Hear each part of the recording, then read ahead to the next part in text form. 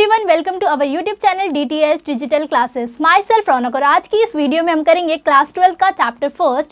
ये इस चैप्टर का सेकंड पार्ट है। फर्स्ट पार्ट में मैंने आपको बताया था कि हम जो सेकंड पार्ट लाएंगे उसके अंदर हम समझेंगे कि पूंजीवाद और समाजवाद के अंदर डिफरेंस क्या होता है। ठीक है, तो चलिए गाइज इस वीडियो को शुरू करते हैं विदाउट वेस्टिंग एनी टाइम।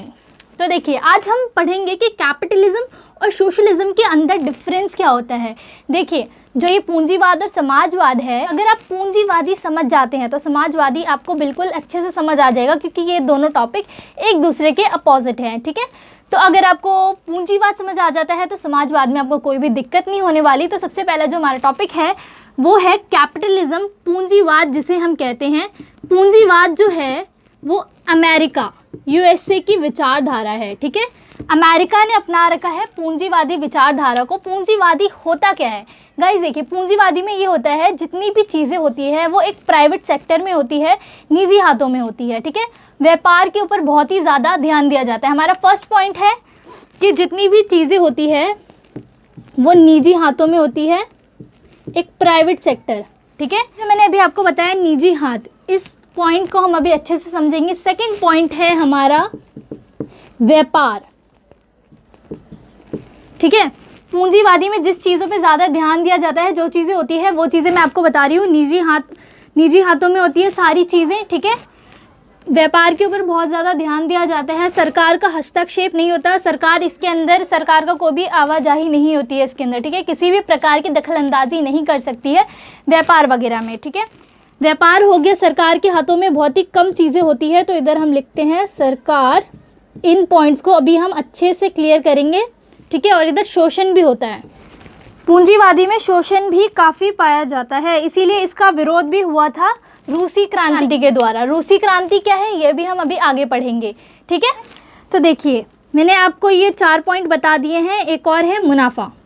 अब इन पॉइंट्स को हम ज़रा समझते हैं। ठीक है, देखिए, निजी हाथ मतलब एक प्राइवेट सेक्टर में सारी चीज़ें होना, मतलब एक किसी भी प्राइवेट इंसान के हाथों में ये सारी चीज़ें होना। एग्जाम्पल के लिए हम लेते हैं कि कोई कंपनी है गाइस। ठीक है, कंपनी है तो ऑब्वियस सी बात है उसके अंदर वर्कर्स जो है वो काम करते होंगे। तो कोई भी कंपनी है, समझिए ये पूंजीवाद की तरफ से हम बात कर रहे हैं, तो एक प्राइवेट सेक्टर के तरफ से, तो जो कंपनी है अगर उसको कोई भी लॉस होता है या फिर कोई भी बहुत ही ज़्यादा हद तक प्रॉफिट होता है, तो काम कौन कर रहा है? ये जो मजदूर वगैरह है, जो वर्कर्स वगैरह है, बहुत मेहनत कर रहे हैं। यहाँ तक वर्कर्स से जितना भी काम करवाया जाता है उससे कम ही पैसे उन्हें दिए जाते हैं। यहाँ तक कि जो प्रॉफिट होता है वो भी उनसे शेयर नहीं किया जाता। प्रॉफिट हो रहा है तो वो सिर्फ एक कंपनी को हो रहा है, उस मजदूर को नहीं हो रहा जिसने उस पर मेहनत की है। ठीक है, पूंजीवादी में कुछ इस प्रकार होता है। इस वजह से जो रूसी क्रांति है उसमें पूंजीवादी का विरोध किया गया था। रूसी क्रांति को हम अभी अच्छी तरीके से पढ़ेंगे। ठीक है, तो निजी हाथ तो समझ आ गया आपको। सेकंड है व्यापार।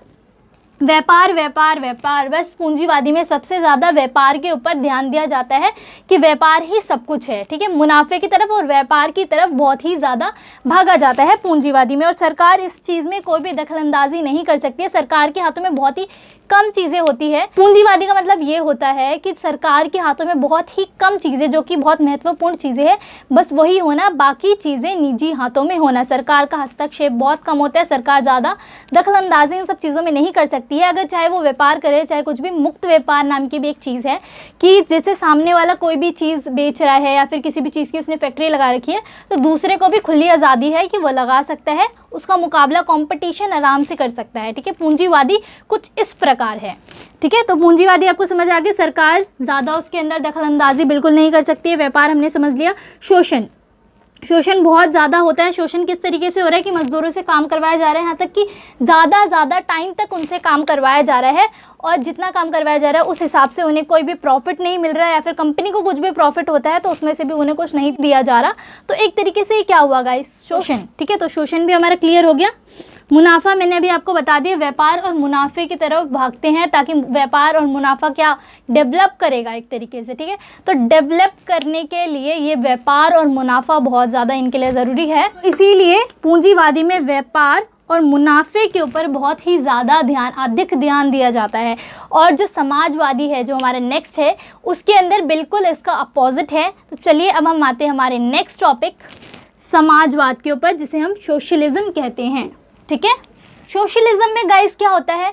सोशलिज्म मैंने बताया था इसका पूंजीवाद का अपोजिट है बिल्कुल।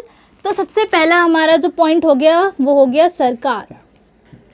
सरकार मतलब जनता, सरकार के हाथों में मतलब एक तरीके से जनता के हाथों में सारी चीज़ें होना, ठीक है। तो फर्स्ट पॉइंट हो गया सरकार। सेकंड हो गया इधर शोषण। शोषण इधर भी होता है पर उतना नहीं जितना कि पूंजीवाद में हो रहा है, ठीक है। शोषण इधर भी है पर उतना नहीं जितना पूंजीवाद में है, ठीक है। और फिर इधर हो गया सामान्यता।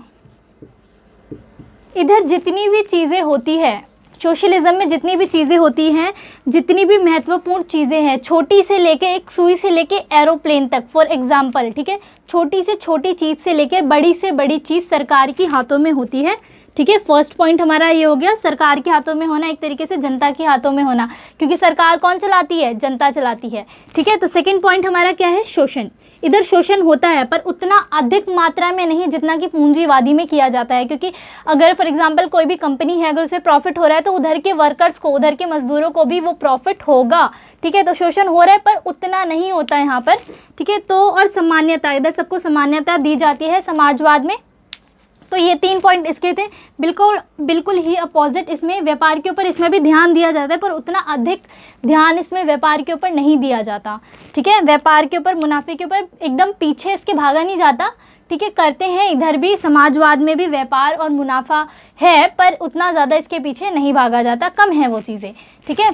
तो ये हो गया आपका कैपिटलिज्म, ये हो गया आपका सोशलिज्म।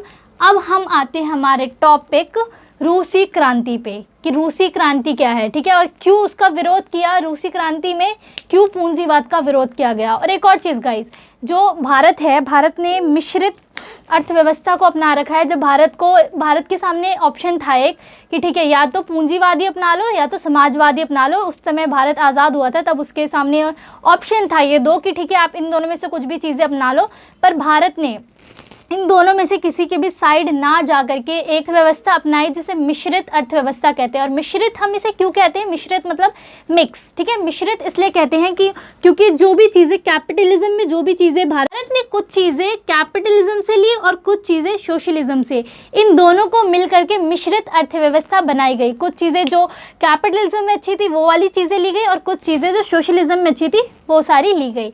तो इसे हम मिश्रित अर्थव्यवस्था कहते हैं जिसे भारत ने अपनाया है। आई होप गाइज आपको ये टॉपिक समझ आ गए होंगे। अगर इससे रिलेटेड कुछ भी डाउट है तो आप कमेंट सेक्शन में जाके मुझे कमेंट कर दीजिएगा। आई होप गाइज आपको ये सारे टॉपिक्स क्लियर हो गए होंगे। अगर इससे रिलेटेड कुछ भी डाउट है तो आप कमेंट सेक्शन में कमेंट कर सकते हैं। अगर आपको वीडियो पसंद आई हो तो लाइक कीजिए, शेयर कीजिए और इस चैनल को सब्सक्राइब करना ना भूलिएगा और बेल आइकन जरूर प्रेस करें। मैं फिर मिलूंगी मेरी नेक्स्ट वीडियो के साथ। जब तक के लिए आप हंसते रहे, मुस्कुराते रहे, अपनी फैमिली का ध्यान रखें।